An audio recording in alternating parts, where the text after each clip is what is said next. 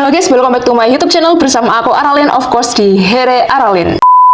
Selamat datang kembali lagi di video aku yang kedua terkait dengan playlist fundamental data analysis. Setelah di video yang pertama kemarin aku membahas mengenai apa sih pembuka atau introduce dari data analysis, di video kedua ini, aku bakal ngebahas tentang how about data in real life. Jadi kita bakal ngebahas tentang fakta-fakta data di dunia nyata itu seperti apa. Apakah seperti ekspektasi yang ada di dalam pikiran kita ataukah pokoknya kita cari tahu aja nanti bakal kayak gimana. Dan jangan lupa like, comment, dan subscribe video ini dan channel ini biar aku makin semangat buat kontennya dan kita makin semangat buat belajarnya. Oke, lanjut. Aku bakal mulai dari satu buah pertanyaan, yakni apakah data di real life itu serapih yang kita bayangkan? Apakah data di dunia nyata, apakah data di dalam bisnis, industri dunia nyata, apakah itu benar, sudah serapi itu atau ora, guys? Tidak. Nek bahasa Jawa nih ora serapi kuwi, guys.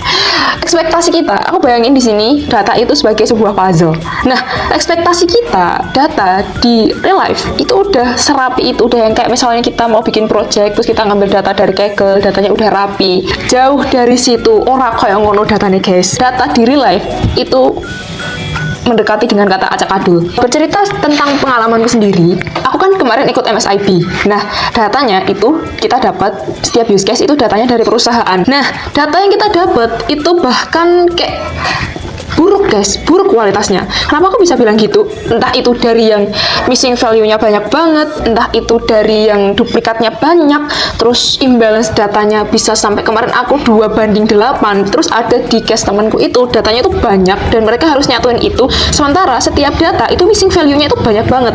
Nah, itu adalah salah satu bukti nyata yang udah pernah aku lihat sendiri bahwa data di dunia nyata, data di industri yang beneran ada itu enggak serapi yang udah ada di Kaggle. Ini adalah fakta pertama yang harus kita ketahui dan harus kita terima. Selanjutnya, data yang tidak rapi itu karena tuntutan sebuah pekerjaan, tuntutan sebuah industri harus mendapatkan insight-insight yang menarik, butuh seseorang yang tentunya bisa melakukan analisis data, bisa merapikan data itu, bisa menyusun data itu sehingga nanti diolahnya enak. Nah, orang itu adalah si praktisi data, entah itu data analis ataupun data scientist. Nah, selanjutnya kita nanti bakal mengenal sebuah istilah yang sangat populer dalam dunia data, yakni data driven decision making. Apakah itu?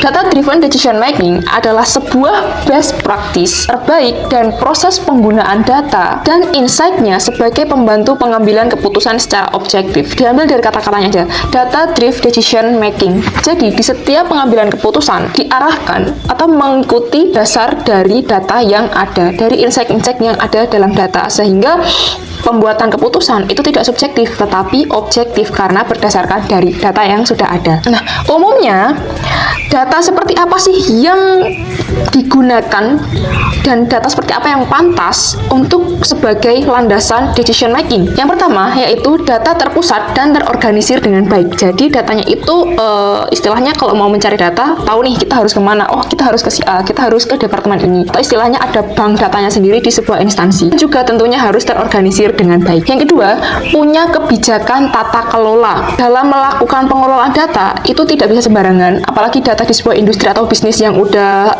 sangat konkret sekali. Itu mereka harus punya sebuah kebijakan tata kelola sendiri yang tentunya setiap pegawai dan karyawannya itu harus menempati kebijakan tersebut. Yang ketiga, data punya aksesibilitas yang tinggi. Nah, misalnya di sebuah perusahaan itu kan nggak cuma ada satu departemen, tapi ada banyak departemen.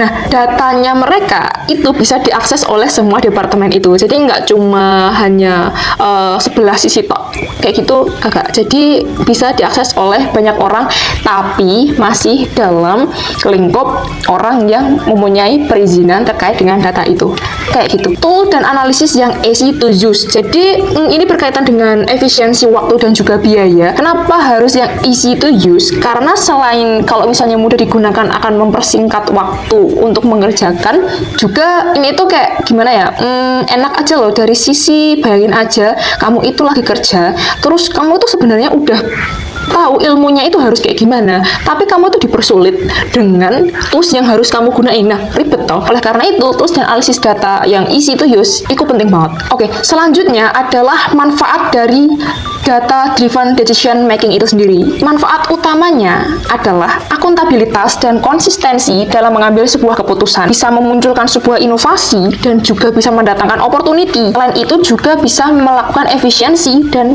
banyak mendapatkan informasi yang relevan berkaitan dengan industri dan bisnis itu sendiri yang berasalnya dari hal yang objektif dari data, bukan secara subjektif. But piye nerapin nih? Gimana cara menerapkannya, guys? Yang biasanya dilakukan itu adalah mengumpulkan data sebanyak mungkin tetapi secara relevan. Itu biasanya ketika ada sebuah masalah yang datang, lalu kita sebagai seorang data analis, kita bakal dituntut untuk kumpulin data sebanyak-banyaknya, dikumpulkan data sebanyak-banyaknya tapi yang isi relevan karo kasus iki kayak ngono. Datanya itu, projectnya itu tujuannya dapat diukur. Ini nanti dengan data ini arahnya mau kemana, kira-kira bisa nggak nih data ini digunain untuk menyelesaikan masalah ini. Aksesibilitasnya mudah, seperti yang tadi, datanya harus mudah untuk diakses. Selanjutnya yang terakhir, prioritas. Nah, dari data yang ada itu tuh harus dipilah-pilah, kira-kira permasalahan mana dulu yang harus diselesaikan terlebih dahulu. Otomatis juga bakal ngaruh ke bagian pengambilan data.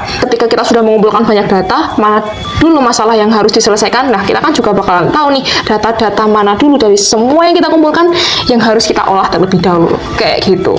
Oke, sekarang kita sudah ada di bagian challenge mental. Apa sih yang kamu tangkap dari video ini? Coba jelasin di kolom komentar. Ojo lali, jelas kene nganggo bahasa sing kalian ngerteni. Jelasin menggunakan bahasa yang kalian pahami, bahasa kalian sendiri dengan sepemahaman kalian sendiri. Jangan takut salah, jangan takut disalahkan, karena aku tidak akan menyalahkan kalian. Apapun itu proses belajar, karena di sini aku juga belajar. Aku ya lagi sinau. So, kayaknya habis ini udah habis deh. Nah, next video aku bakal bahas tentang data analisis life cycle. Kira-kira bakal seperti apa? Tunggu aja videonya, nanti insya Allah aku update di hari Minggu. Semoga tidak ada kendala. Selanjutnya, ya videonya sudah habis. Thank you very much udah nonton sampai menit terakhir ini. Aku berharap video kedua ini dapat membuka lagi wawasan, menambah wawasan kita terkait dengan data analis, terkait dengan dunia data, kegunaan data, bahkan tadi ada istilah data driven decision making. Jangan lupa like, comment, dan subscribe video ini jika kalian suka, biar channel ini juga makin bertumbuh dan kalian bisa share video ini ke teman-teman terdekat kalian yang juga membutuhkan. Thank you very much and see you at the next video.